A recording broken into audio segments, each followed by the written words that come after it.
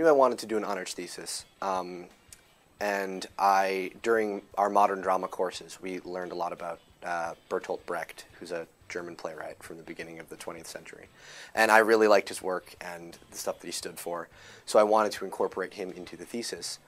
And I ultimately came to the idea that you could, by studying him and his influences, figure out a way to communicate with an audience about political and social themes, depending on the audience, studying the audience and finding out more about them. So by kind of studying the influences in the theater and the influences in the culture, you can come to a really good way to communicate.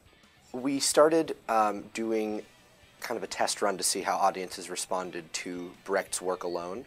So I got 9 volunteers to help me out, 1 stage manager, and then 8 actors and some who directed and did music, and I kind of got a bunch of different talents together to try to make a cohesive whole.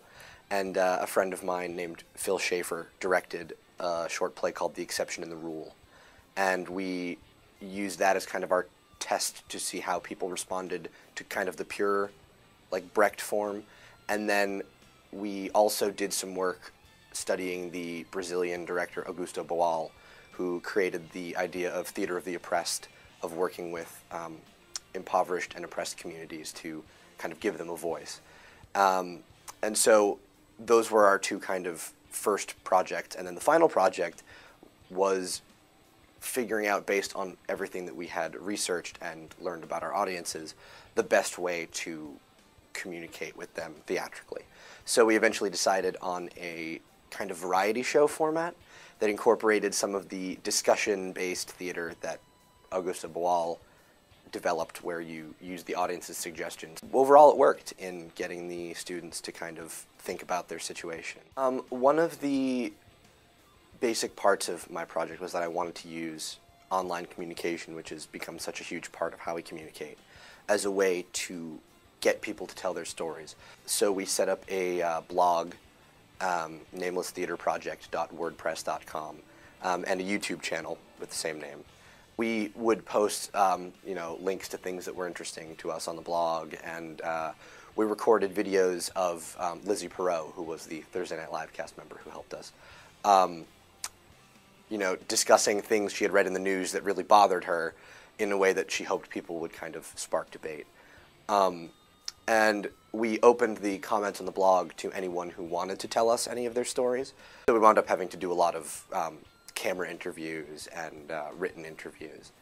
But I think that it was, as part of the experiment, it was really important to us to kind of incorporate that new world of communication. In the drama department, when you propose a thesis, there has to be a faculty advisor on the proposal. So I went to Jean Dobie-Giebel, who is a professor in the department and used to be the chair of the department, and kind of bounced the ideas off of her. She helped me with the Augusto Boal portion. She is very experienced in that sort of thing. So she was helpful in kind of honing it down from an idea to an actual thesis. The best part of the kind of Hofstra community in the drama department is that everyone is always willing to work together. There's a kind of collaborative element that I don't see in some of the other drama schools that friends of mine have gone to. And I know as an individual, that means more to me than the name of some of the established conservatories and that sort of thing. That you come to Hofstra and you're instantly part of this community that's always trying to do better work, and you get welcomed into that, and it makes you better.